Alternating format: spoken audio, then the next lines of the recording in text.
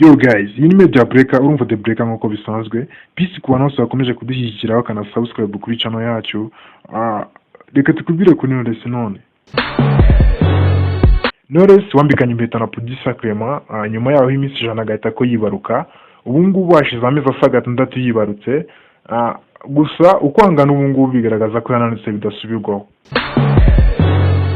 Knowles ubwe yishyira hanze ifoto yashyize ku rubuga rwa Instagram.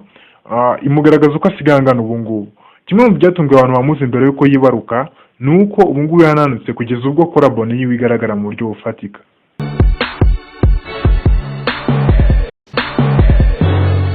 Ku muntu uhakana yuko Knowles yananutse mu buryo bufatika, nareba uburyo yagaragaraga muri 2015 na 2016. By the way, hari impamvu nyinshi zatuma Knowles ananuka, zirimo yuko inshingano ziyongereye cyangwa se umubiri wa mama cyangwa n'ibindi bibazo twebwe tutazi. Gusa icyo media breaker yahamya nuko yananutse, nawe kandi ubyirebera. Iyi ni media breaker, uri gukegukana subscribe. Ngendi the breaker, bye bye.